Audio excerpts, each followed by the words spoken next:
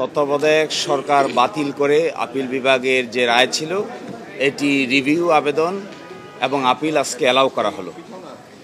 রায়ে বলা হয়েছে যে অতীতের যে রায় দেওয়া হয়েছে এটি টেইন্টেড, বাংলায় বলে কলঙ্কিত, এবং error apparent on the face of the record.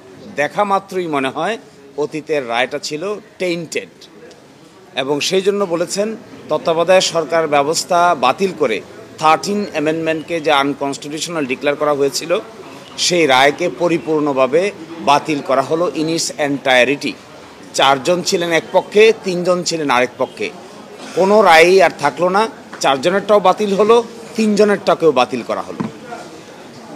এবং সেখানে বলছেন একইভাবে এই রায় ঘোষণার ভিত্তিতে 13 অ্যামেন্ডমেন্ট বা তত্ত্বাবধায়ক সরকার ব্যবস্থা পুনরুজ্জীবিত হলো। ইংরেজিতে বলেছেন রিভাইভড অ্যান্ড রেস্টোরড। এবং এই রিভাইভ এবং রেস্টোরটা কখন কার্যকর হবে সেটা বলেছেন subject to enforcement of article 58B and 58C। এর অর্থ হলো সংসদ ভাঙিয়ে যাওয়ার 15 দিনের ভিতরে তত্ত্বাবধায়ক সরকার গঠিত হবে। এখন যেহেতু সংসদ নাই, 15 দিন ভাঙিয়ে যাওয়ার 15 দিনের ভিতরে তত্ত্বাবধায়ক সরকার গঠিত হওয়ার কোনো বিধানও আপাতত কার্যকর হবে না। তাহলে কিভাবে হবে সেটা? এই রিভাইভাল এবং এই রেস্টোরেশনের আদেশ কার্যকর হবে মাস্ট অপারেট প্রসপেক্টিভলি। আগামীতে এটি কার্যকর হবে, বর্তমান সময়ে এটি কার্যকর হবে না।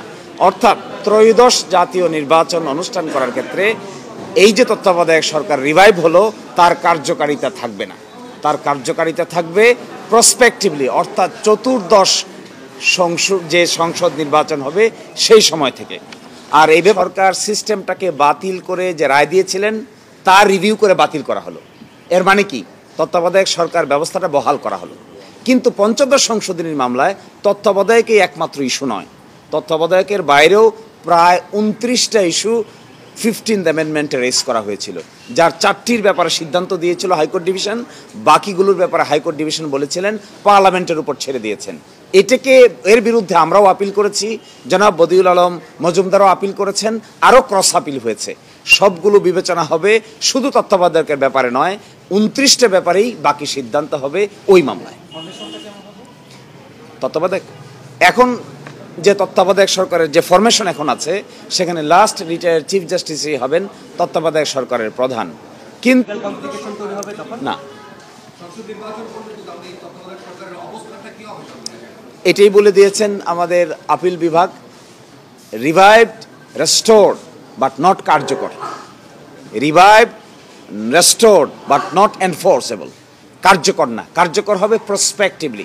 প্রসপেক্টিভ মিনিং দেয়ার বাই চতুর্দশ সংসদ নির্বাচনের পর থেকে, তার আগে নয়। এবং তিনি বলেছেন, শব্দটা যে ব্যবহার করেছেন মাননীয় আপিল বিভাগ, ক্যান অপারেট, তত্ত্বাবধায়ক সরকার সিস্টেম ক্যান অপারেট অনলি প্রসপেক্টিভলি। এটা বিতর্ক এড়ানোর জন্যই এই লাইনটুকু অ্যাড করা হয়েছে, যেন এটা নিয়ে আমরা এখনই বিতর্ক না করি তাহলে বর্তমান সরকার থাকবে কি থাকবে না, কেয়ারটেকার গভর্নমেন্ট এখনই হবে কি হবে না, এটি আপিল বিভাগ ক্লিয়ার করে দিয়েছেন, আর কোনো বিতর্কের অবকাশ থাকলো না।